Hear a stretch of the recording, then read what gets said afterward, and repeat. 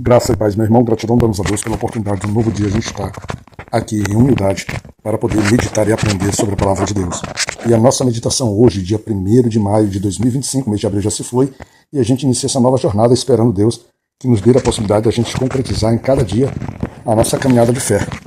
Então, o nosso devocional está no capítulo 8, versículo 1 de Jó, e nele está escrito: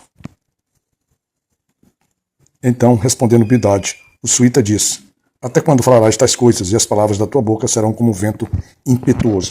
Temos aqui agora a ação de um novo amigo de Jó, os grandes amigos que se fizeram presentes, na busca de oferecer compaixão ao sofredor Jó. Bildade é o nome dele, e ele é classificado como suíta. E Bildade, ele não começa as suas argumentações de uma forma assim compreensível e carinhosa, não. Ele já vai para uma pergunta direta. Imagina o tom dessa pergunta. Eu lendo aqui para você no nosso devocional, certamente eu dei uma entonação que deve estar fora da realidade daquilo que Bildade estava falando. Ele deve ter, talvez ele tenha sido até mais efusivo. Até quando falarás as coisas e as palavras da tua boca serão como um vento impetuoso? Muito provavelmente ele deve ter falado num tom mais áspero, mais rude, mais seco. Por quê? Porque Jó, nos 2 devocionais anteriores, ele havia mantido a sua posição, da sua incompreensão em relação a justiça que ele havia recebido de Deus, porque ele estava crendo que Deus estava tratando ele sobre a justiça, ele estava sobre, vamos dizer assim, um jugo de Deus.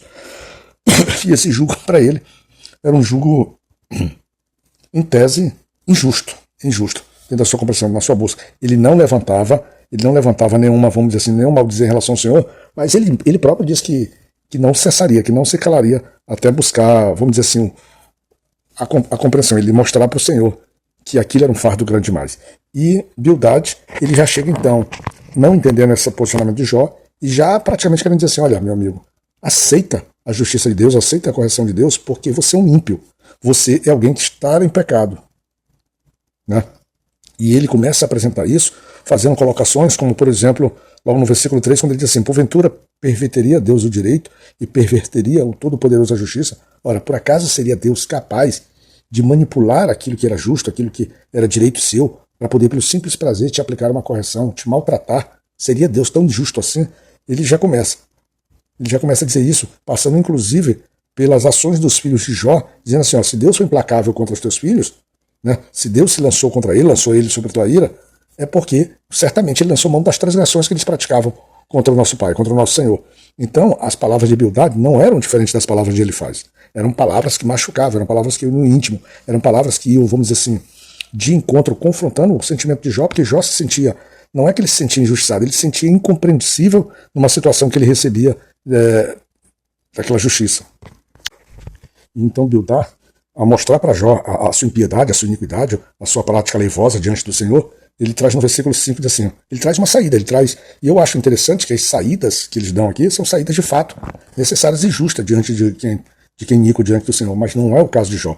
Ou seja, ele dá o remédio para alguém que efetivamente não apresenta aquela doença diante de Deus, mas aos olhos deles, e assim como o Bildade, ou ele faz, eles estão sempre fazendo, por exemplo, ilações sobre o comportamento de Jó, sobre aquilo que Jó passava, diante de uma percepção pessoal. E aí ele vai e traz no versículo 5 o remédio para Jó, que diz assim: mas se tu de madrugada buscares a Deus e ao Todo-Poderoso pedires misericórdia, ele continua: se fores puro e reto, certamente logo despertará por ti e restaurará a morada da tua justiça. Jó, é simples, aceita o teu pecado, aceita a tua justiça, aceita a tua iniquidade.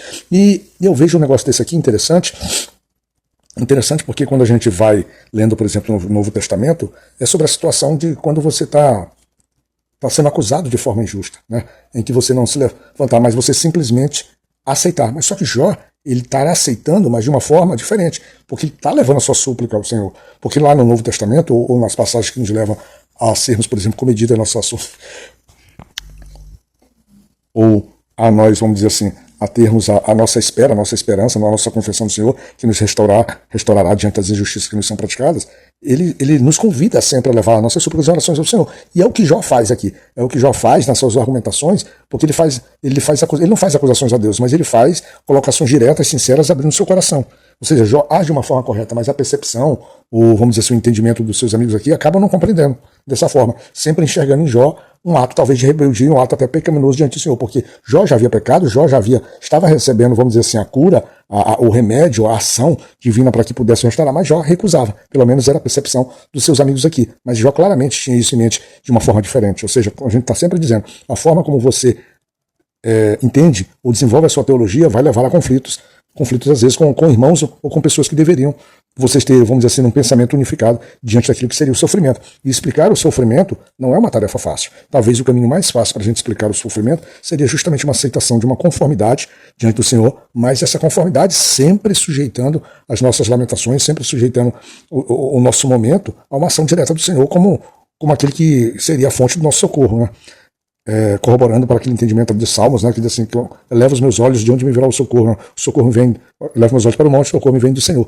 Porque essa é a verdade diante dos sofrimentos que a gente não consegue entender ou que a gente não consegue dar solução para ele. E Jó tem buscado isso aqui diretamente no Senhor, mas os seus irmãos, os seus amigos, eles não compreendem, eles também se colocam de forma fechada. Pelo contrário, a sua dureza do coração e a sua, vamos dizer assim, a sua vontade de imputar a Jó o peso do pecado é maior do que a compaixão que eles deveriam ter e uma percepção até muito mais sensata para entender em Deus qual era a resposta do próprio Deus.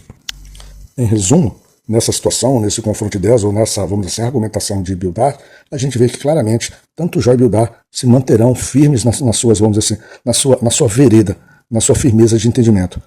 E somente um vai estar ali com a razão, entre aspas. Porque na verdade nenhum nem outro, porque a razão, na verdade, será dada pelo próprio Deus no momento certo, porque ainda que Deus silencia. Fica na graça de Deus Pai Todo-Poderoso e que Deus possa ouvir o teu clamor, né? Possa ouvir a tua súplica e possa estar com a tua família, cuidando, né? E para que quando esses dias de angústias, dias de luta ou dias de provações estiverem sobre você e sobre a sua casa, você possa se manter perseverante e digno como já foi diante do Senhor. Que Deus possa te cuidar, meu irmão.